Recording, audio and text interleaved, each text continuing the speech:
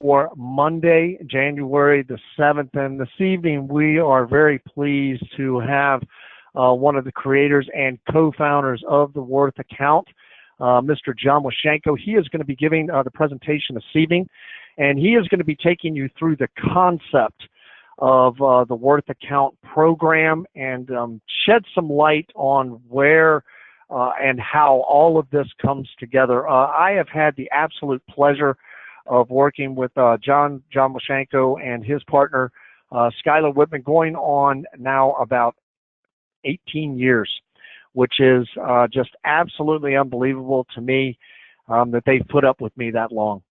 But I can tell you, I have never worked for two harder working gentlemen with deeper integrity. I am very proud to work for these gentlemen, and I'm very proud to introduce one of the co-owners and creator of the Worth Account program, Mr. John Washenko. John? Thank you, Mac. Good evening, everybody. I hope you are off to a wonderful new year. Hope you had a Merry Christmas. Let's just kind of get going here.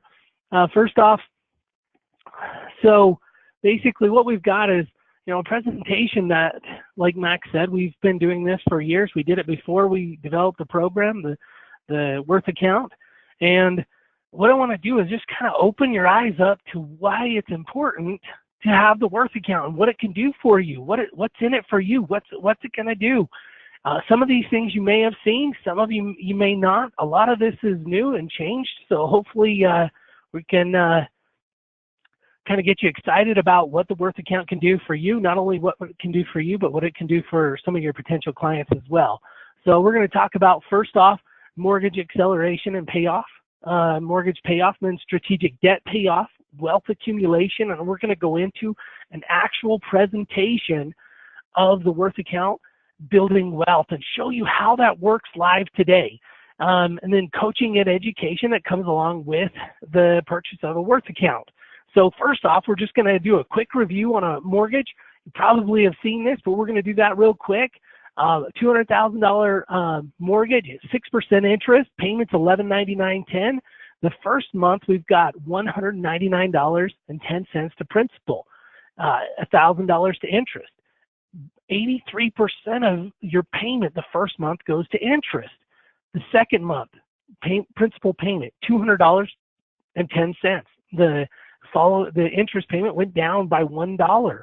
1 year into it, our principal payment's up to $210. We paid in $14,000, and we've got $2,400 in equity. 5 years into it, we paid $71,000. $58,000 went to interest. The kicker, however, is in year 21. Year 10, we're at $143,000 we've paid in. We've got $32,000 in equity. Here comes year 21. We've paid on this for 21 years. We paid in $302,000. We've got $100,000 in equity, and we still owe $99,877. We're going to pay back $431,677. So we're going to kind of go through how to kind of beat the bank and go through and show you how to beat your mortgage, show you how to do better than just your regular amortization schedule. This here is an amortization schedule. The highlighted in green is our next 6 months of payments. It goes out for 360 months, as we can see right up in here. And basically what we want to cover is, this is our payment that we just went over, but this is our next principal payment. This is our next interest payment. So month 2, highlighted there in yellow. If we were to take that $200.10 payment, that extra principal payment, so this is month 2 following principal payment. If we were to take that, what would it do for us? Well, if we paid in an extra $200.10, it would save us one payment and $999 in interest. Sounds pretty good, huh? Would you trade $210 for $999? It sounds like a pretty good trade to me. Well, let's take a look at what would do if we went ahead and paid in or took our following 2 months principal payments, so a total of $410 or $401.20. And what would that do? Well, we'd have those 2 extra interest payments that come to $1,999 If we do that, 40120 to additional principal, what that does is it saves us in interest $1,997. Well, let's take a look at what if we did the next 5 principal payments. What would that do? Well, that's $1,010.54, and that's $4,984.96 that we're scheduled to pay in interest. So let's take a look at this amortization schedule and what's happening. So here's our next 5 principal payments, and for each one of those that we pay in, we're going to slash that interest. So we're going to cancel that interest. So the question is, would you invest 5 months of principal payments, $1,000, to save $5,000? So let's take a look at our amortization schedule, see how that plays out. Here's our $1,000. As we put in our $1,010.54, we save $4,984, cancel 5 months, roughly 1% of our interest is canceled, and we've got 355 months left to go. So if that works, what if we pay more? What does that do? Well, if we went ahead with this schedule of a regular monthly payment plus an additional $5,000, so a total of $6,199, we brought that in, our balance would now be $194,800. Our interest rate stays the same at 6%. Our payment's going to stay the same, but what happened is we just eliminated 23 payments off the back end. And now our loan's going to pay off in 337 months, and we're going to cancel or save $23,304 in interest. And those payments can never come back. So let's look at our amortization schedule. Here we go, plugging in our $5,000, saves us $23,303.96. So we rounded up over there. That's 6% of our total interest. Canceled 23 payments, 337 months remaining. But the problem is, question is, where do we come up with that $5,000? Where do we come up with any of that extra money, right? So let's take a look at the Worth account and how we really started out, what this product started out on. It was a home equity line of credit, a line of credit of some kind, and now either we can even get you started with just a checking and savings and then get you into a home equity line of credit. So we're going to start out with a $15,000 line of credit at 10% interest, and we are going to kind of roll through how this would work. What if we used a 10% home equity line of credit, $15,000 available, against our $200,000 mortgage at 6%? So what if we took and borrowed that $5,000 from our home equity line of credit and applied it to our first mortgage? Well, we know what that's going to do. It's going to save us $23,000 in interest and eliminate 23 payments. That sounds good, but really what we've done is we've just borrowed from Peter to pay Paul. You might be saying, well, that might be true, but that's just one step of it. Let's take one step closer and look at what if we deposited our paycheck directly against that balance? Well, because the line of credit is based on a simple interest loan, that means interest is only accruing on the outstanding balance every day. If we deposit our income into it, we're going to pay interest only on the amount borrowed for the time that it was borrowed.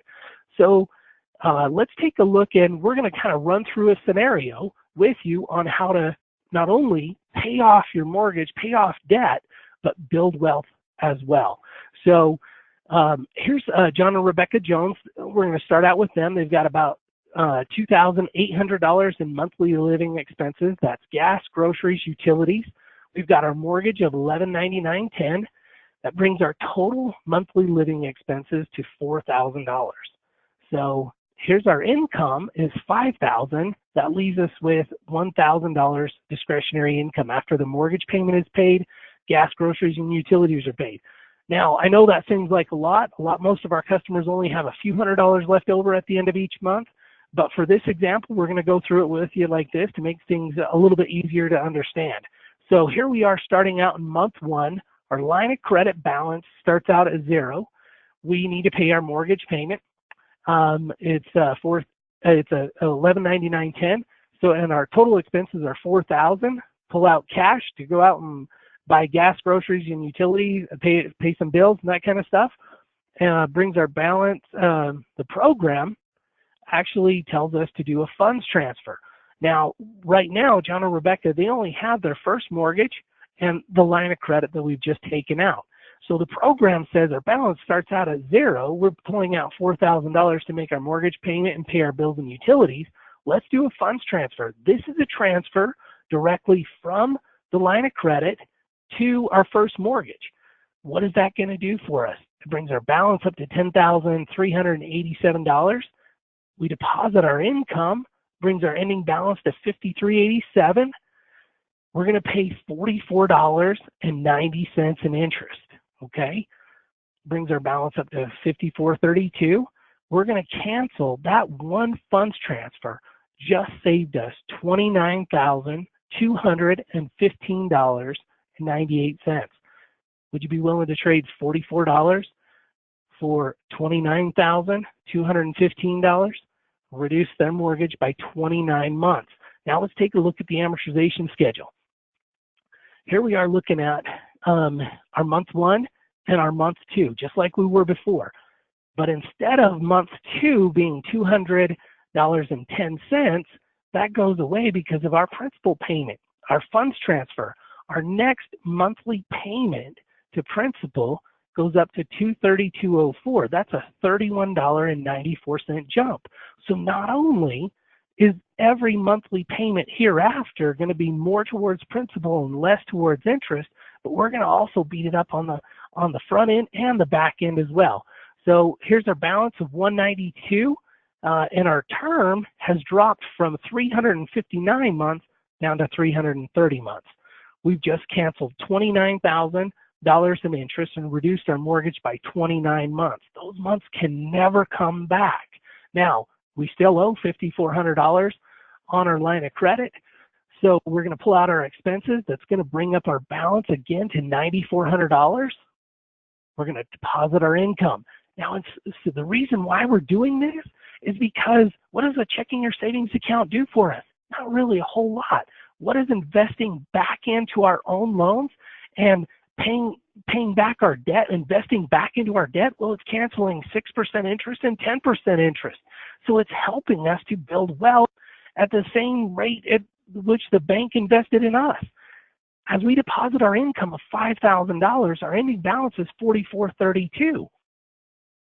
We're going to pay $36.94 in interest that month, bringing our balance to $44.69. We're going to roll that balance into month 3.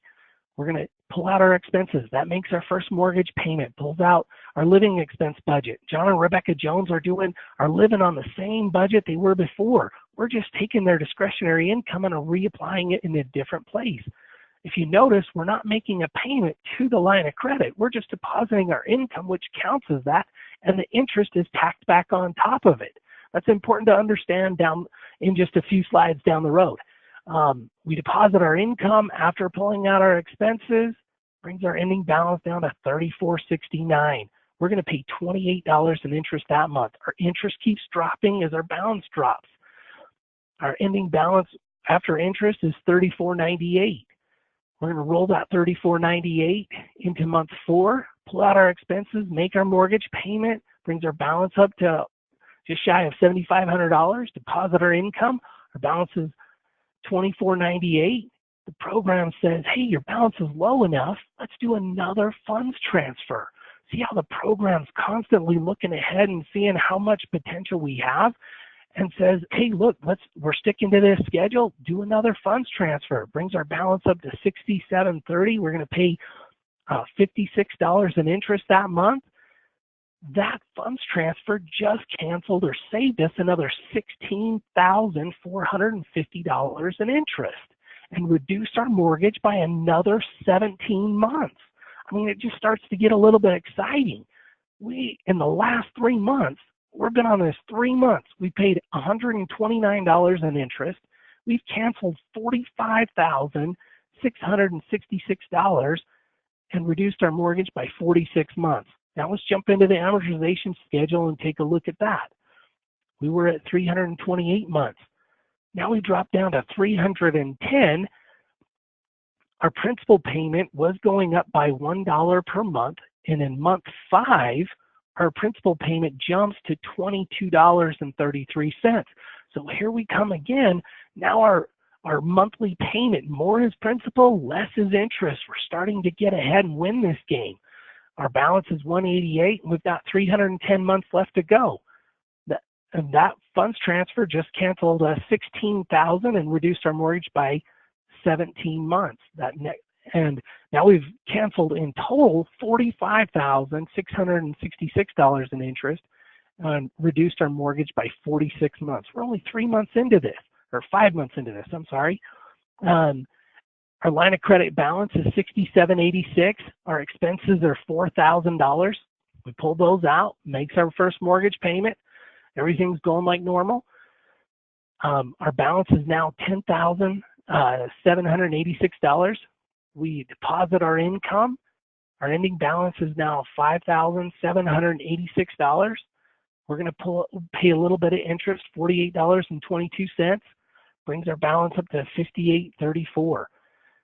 Month 6, we're going to roll that balance down, pull out our expenses, makes our mortgage payment, pays our gas, groceries, utility, deposit our income. Our ending balance is $48.34.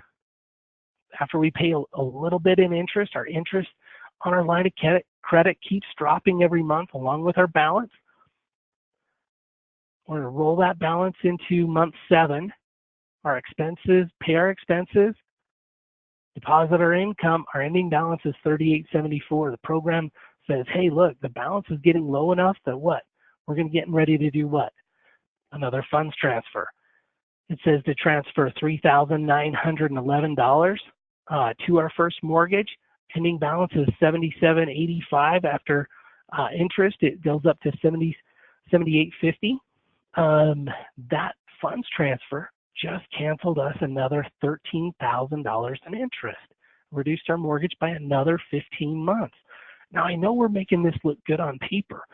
And if our expenses would have gone up a little bit that month, the program might have said, hey, let's shrink this funds transfer. If they would have gone up a lot, well, it would have maybe moved this transfer out a few months.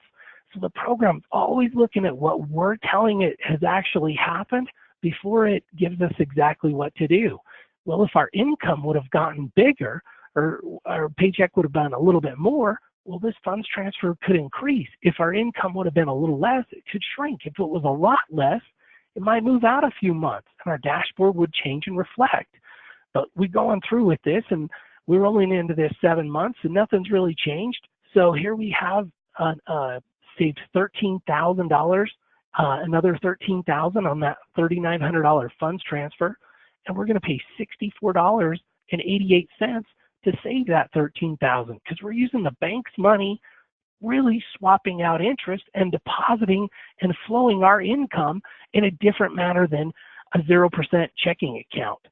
So in the last 7 months, let's look at this. We've paid $320 in interest. We've canceled almost $60,000, $59,000 in interest, reduced our mortgage by over 61 months. Now, I had a customer a long time ago, a little bit ago, who said, John, so back in the old days, my mortgage used to come with a coupon book. Are you telling me that I could take 61 of those payments out of the back end of the coupon book and throw them away? Absolutely. They can never come back. Now, we do have to address our balance here on the line of credit, but your first mortgage is forever offset. It cannot come back. It cannot change. Your amortization schedule has changed, and it cannot go back. It's a closed-end loan. They can't give you your money back. It's going forward the way it is. So here we are in month 5. We had 309 months. Our principal payment was $256. In month 6, our payment went up by a little bit more than $1. It's $257. But here we are in month 7, after our principal funds transfer that we just made, and our principal jumps another $19.56. We've canceled $13,486 in interest. We've reduced our mortgage by 15 months. In the last 8 months, we have increased our principal payment by $81.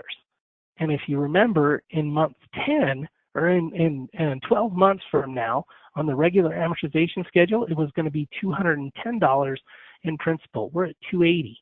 So we've increased it by $81. We've canceled $59,000 in interest and reduced our mortgage by 61 months. We're down to 292 months remaining. We've got $183,796 that we owe left.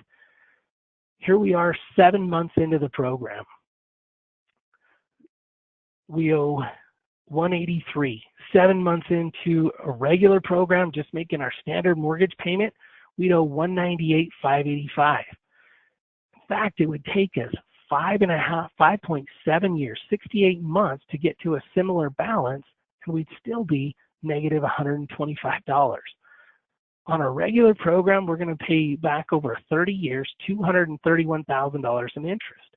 With the Worth account, we're going to pay it off in 9.9 years and only pay back $67,000 in interest. That's a savings of $164,600. You can either choose to pay it off over 30 years, just the way the bank has sent you that amortization schedule, or you can look at what the Worth account can do for you and save, roughly a third to half the time and interest that you were scheduled to pay. Here's the dashboard and what it looks like. What it looks like when we first got on. 9.9 years, $67,000 in interest remaining, potential of $164,615, and nothing actually saved yet. Here's our first mortgage funds transfer that we need to do. And here we are 7 months later with 9.3 years left, $60,000 in interest remaining, potential savings of $164,000, $59,000 in actual saved, and we've got another funds transfer coming up. But we're going to hold off on this funds transfer because John and Rebecca want to explore building wealth. And so that's what we're going to kind of get into after we go over strategic debt payoff. Now, most of you might be out there like John and Rebecca Jones, a typical client who have more than just a mortgage. If they did, in this scenario, we're just going over where they just had the first mortgage and the home equity line of credit. But if you didn't, if you had more than that, the program's going to take that into account as well. If your situation looks a little bit like this, the program's going to go through and look at the amount owed. It's going to look at the length of each debt, the interest rate, the calculation of payment, adjusting rates, and it's going to be able to use these different lines of credit and so a home equity line, a personal line, a commercial line, secured line. And if you can't get any of those, we'll start you out with the checking and savings and build you up to a home equity line of credit. So here's the cash flow and then what we just went through and how everything was flowing and working. Our income comes into our checking account. Anything above this minimum reserve that we set flows over to our line of credit, always bringing that balance down. Our income comes in, anything above that minimum reserve flows over to our line of credit. Once we get to that optimal point of the lowest balance, it tells us to do a funds transfer. But instead of just going directly to the mortgage, if we have other debts, it's going to tell us to make a payment to, in this case, the motorcycle. And 1 or 2 more payments to that motorcycle, guess what happens? It's paid off. And guess what happens to our funds transfers? They start to happen more frequently. They start to becoming a little bit bigger, and it just starts to get exciting. We're like winning this video game of finances.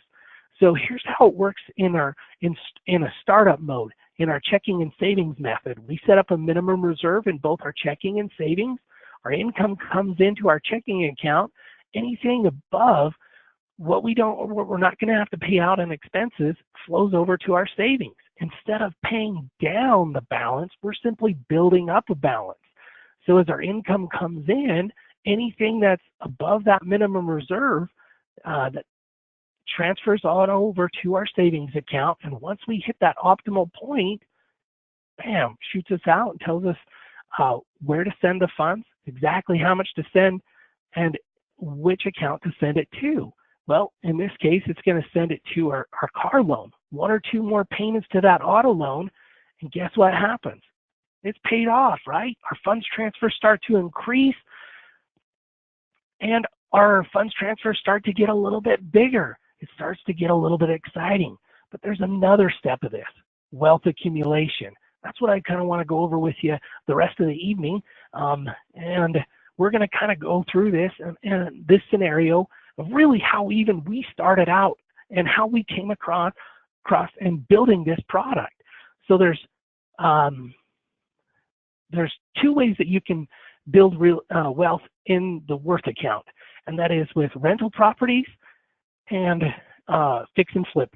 Tonight we're going to cover rental properties. And so John and Rebecca Jones, we're going to continue on to this same storyline. They've been in this now for 7 months, and they give support a call because they're looking at a rental property. And so support pulls up their account and says, yeah, it looks like you've got about 9.3 years left to pay on it. You got $60,000 in interest remaining. What are we looking to do? Well, we want to buy a rental property. Can you help us out? Sure, let's talk to a mortgage company. So they get on the phone with a mortgage company and they quote them a payment, interest rate, down payment of $24,750 and roughly 15% of the value of the home for $165,000 purchase price. New payment $931.61, interest rate of 4.75. And so support says, well, now let's get with a realtor and find us a house. So realtor finds them a house. We plug it into the dashboard. It shows 11.8 years, $126,526 in interest remaining. Now, for those of you who are saying, hey, I don't know if I want to cancel all that interest because of a tax write-off, well, let me tell you, that's a little bit silly. You're kind of tripping over dollars to pick up dimes. But if that's kind of a focus and you're interested in that, here's a lot more interest, but we're going to show you how that interest starts to work for you.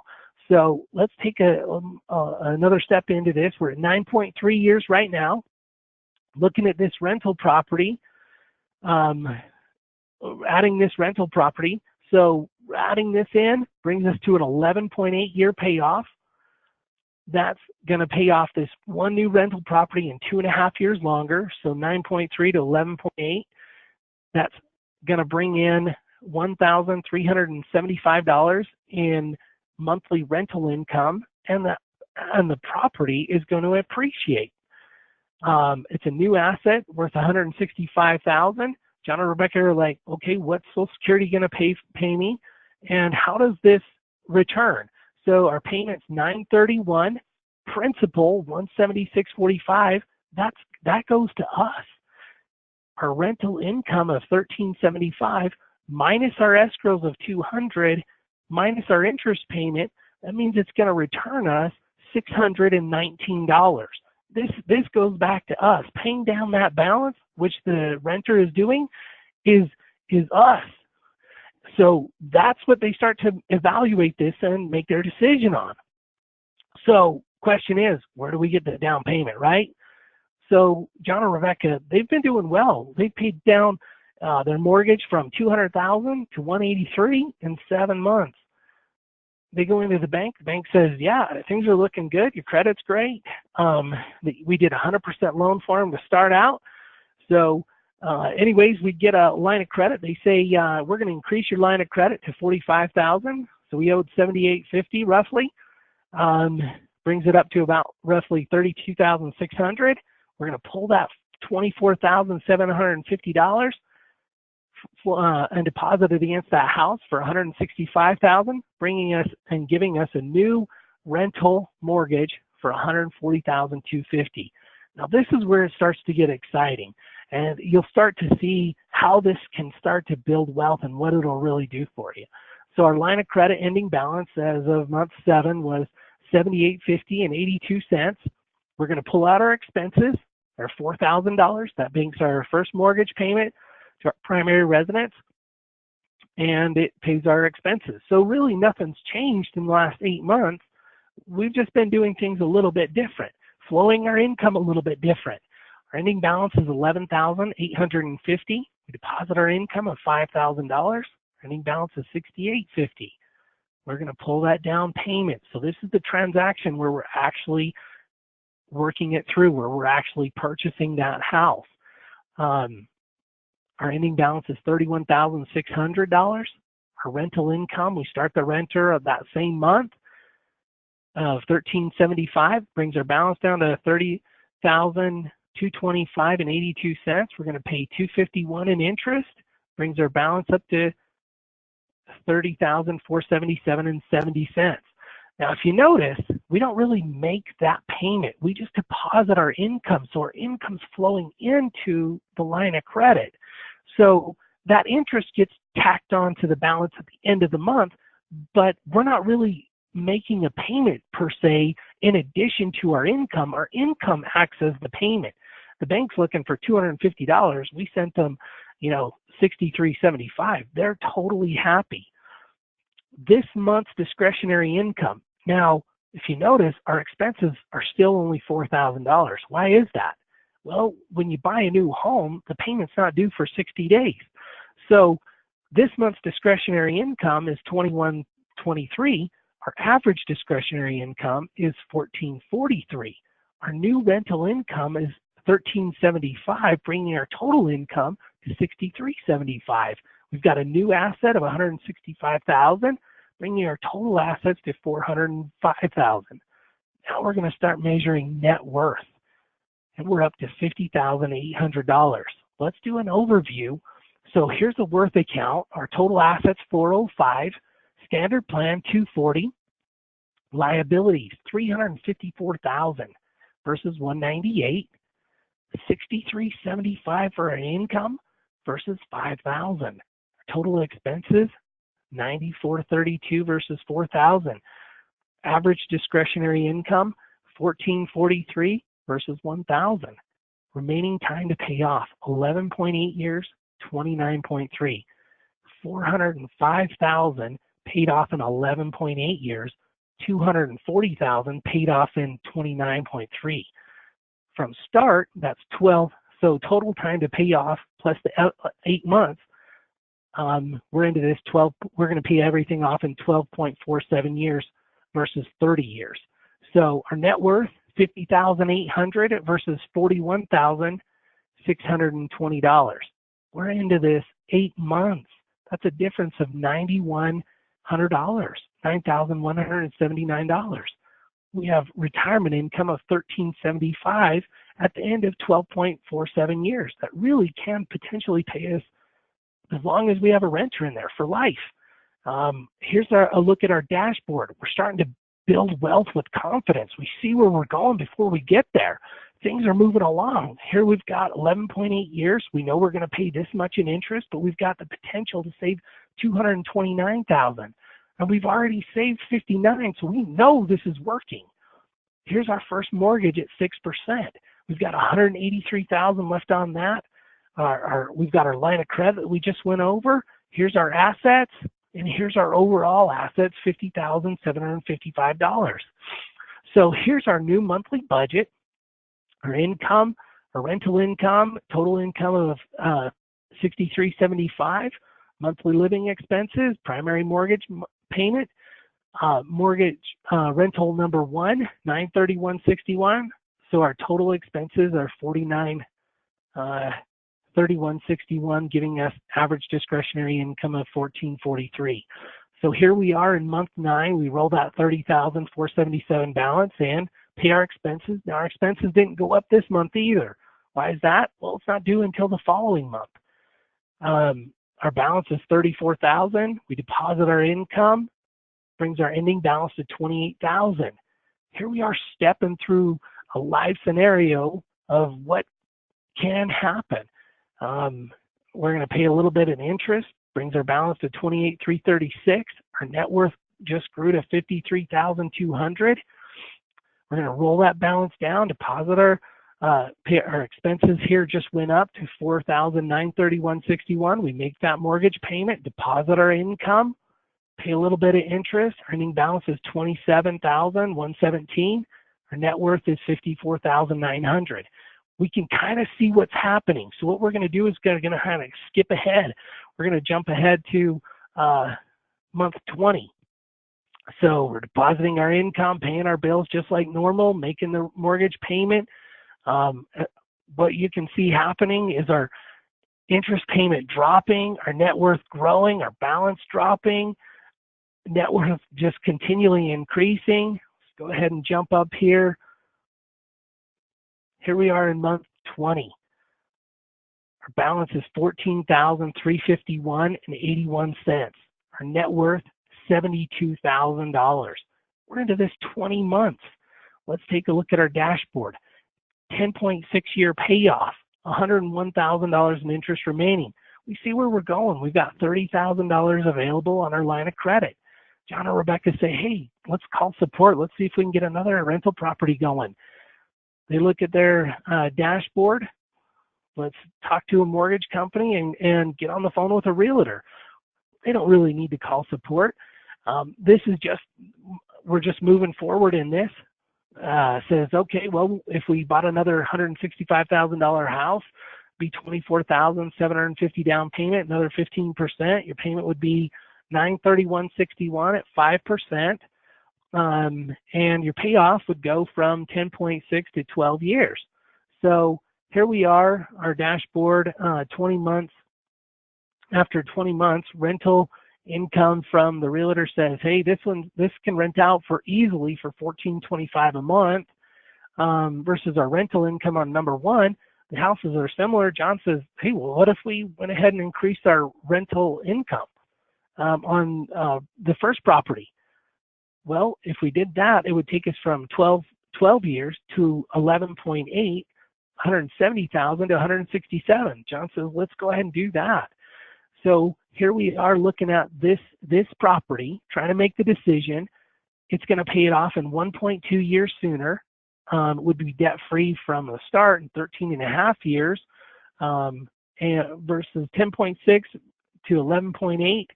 Our return on this property is $640. We take that $14.25, subtract the escrows and the interest, because the principal is back to us out of that monthly payment, and our return is $640. We were going to have another income of $14.25 per month while it's increasing. What's Social Security going to do for you? And our new asset of $165,000 and growing. So how do we come up with that? We pull it from our line of credit. Purchase that house for $160,000. Here we are in month 21. We'll roll through that transaction, pay our mortgage payments, pull out our living expense budget, brings our balance up to $19,283. We're going to deposit our income of $64.25, brings our balance to $12,000. Pull out our down payment for our second rental property, brings our balance up to $37,600. We're going to deposit our income, our second rental income. Our realtor's just a real big help. He's helping us out a ton. He hooks us up with, not only finds us the house, but also helps us to find a renter as well, getting us in it and going all in month 21. Our ending balance is $36,183. We're going to pay $301 in interest, brings us up to $36,484. Our net worth is now $75,500. This month's discretionary income, because our monthly payment's not due on the second rental, is $2617. Our average discretionary income, $1965. Our rental income, a new rental income of $1425, and total rental income of $7850. A new asset, bringing our total assets to $570,000. Here's our 21-month overview. $570,000 in assets versus $240. Liabilities $494 versus $195. Total income $7850 versus $5,000. Our expenses $5885. Our expenses $4,000 on our standard plan. Our discretionary income $1,965. We've almost doubled it in 21 months. That's less than 2 years. Versus our standard plan, we still have $1,000 discretionary income. Remaining payoff time 11.8 years. We're going to pay off. We're going to have $570,000 in assets in 11.8 years versus $240,000 in assets in 28.3 years. From the start, 13.5 years versus 30 years. $75,000 net worth versus $44,000. That's a difference of $31,000 in 21 months. Here we are on our rental income, $2,850. Here's a look at our dashboard, at where we are. This just helps us to build with confidence. We know exactly where we're going, exactly what we're doing, how we're going to get there. We've got 11.8 years to pay these things off. John and Rebecca are in a building mode though. So here we are. Here's our new income layout, our rental income increase. $7,850 is our total income. Our monthly expenses, we haven't changed that. Primary mortgage, first rental property, second rental property, total expenses. Gives us our average discretionary income of $1,965, as you can see there. Our total income $7,850. Subtract our new living expenses of $5,884.50. So here we are. We roll that balance into month 21. Pull out our expenses. Now our expenses haven't increased. Deposit our income. Our ending balance is 33. We're going to add our interest. Brings us to 33,846. Our net worth is growing. So here we are, $279 in interest, 33,000. Now we're going to go ahead and jump ahead of month 33. We kind of see what's going on here. If you notice, our interest keeps dropping, our balance dropping, but what's growing? Our net worth, and it's getting exciting. Here's our new expense payment, $5,884.50. Month 24. Here we go. We're jumping ahead. Just our balance keeps dropping, paying less and less in interest, where our net worth just keeps growing. I mean, it just starts to get really exciting. We see where we're going before we get there. And as we're doing this, it's just getting addicting. John and Rebecca are starting to figure this game out of how to build wealth and how to get where they want to go. So basically, here we are in month 33. So we're not even into this 3 years. Our balance is down to $14,349.28. Our net worth, $105,000. We're into this 33 months. Here's our dashboard, 10.8 years. It kind of seems like that magic number right there. 141,000 left in interest remaining, and we have 302 in potential to save. Our actual still stays the same though. So John and Rebecca have, roughly $30,000 in equity, and so they call in to support again. They want to try this again, see what happens. So here we are at 10.8 years. So they don't need support anymore, but we're just calling up support because we're bored. We've got 15% that we've got to come up with after talking to the mortgage company. The new payment's $996, interest rate's 5.5%. So rates are going up a little bit, but it's not really affecting us because we're renting it. Our payoff goes from 10.8 to 11.8. If you kind of notice a trend here of what's happening, it's taking us less and less time to pay off our rental properties. So as they're evaluating this, another property is paid off just 1 year longer. What's Social Security going to do for me? This one's going to rent for $1,450, new asset for $165,000, and we pay off 3 properties in 14.6 years from the start. Here's our return, $607, and our payoff is 11.8 years with $213,000. This also can help us potentially as interest write-off because of the interest that we're going to pay, but we're going to build wealth with it. So here we come in with our line of credit. We know how to do that. We know where to get our down payment. So let's go through this transaction. Month 34, we roll that balance into month 34, pull out our expenses. That makes our mortgage payment on our first and second rental and our primary mortgage and our expenses. Our ending balance is $20,233. Our income is $7,850. Deposit that. That brings us down to $12,383 after our expenses are paid. Here's our down payment for rental number 3. Ending balance $37,000. Deposit our rental income $1,450. Ending balance is $35,000. We're going to pay $297 in interest, bringing our balance to $35,981. This month's discretionary income, $3,416. Average discretionary income, $2,419. Rental income, $1,450. New total income, $9,300. New asset for $165,000. Net worth of $109,000. Let's do our 34-month overview. We're about to wrap this up. We've been in this 34 months. We've got $735,000 in assets that appreciate. And on our standard plan, we've got $240,000, $625,000 in liabilities versus $192,000. Total income $9,300 versus $5,000. Total expenses $6,881 versus $4,000. Our income's $2,419 versus $1,000. That's 2.5 times what our discretionary income was. We're into this 34 months, less than 3 years. We've got 3 rental properties. We're buying these with confidence. We know what's going on. We're going to pay off $735,000 in assets in 11.8 years, really 14.63 years from the start. And on our standard plan, we'd owe $192,000 with 27.2 years left to go.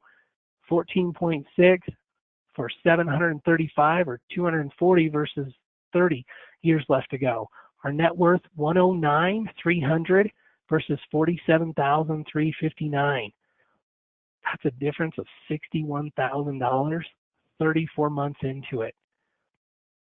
Our monthly retirement income, $4,300. Here's our dashboard now with all of our new rental property. And now if you notice, our rental properties are increased. Our first one we paid off in 2.5 years. Our second rental property paid off in 1.2 years. Our third one pays off in 1 year. Eventually, if they keep going the way they're going, they're paying off a rental property every 6 months. Now, here's an analysis that you can give to a potential client and showing them mainly how much income they're missing, how much wealth they're missing out on.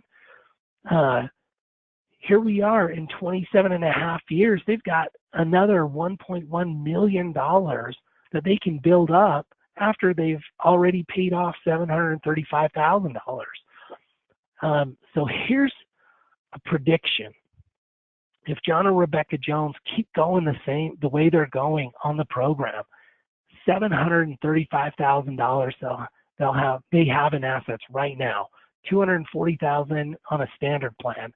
Liabilities, 0 in 14.63 years versus they owe $144,000. Remember when we were talking about that amortization schedule and how it just kind of beats you down?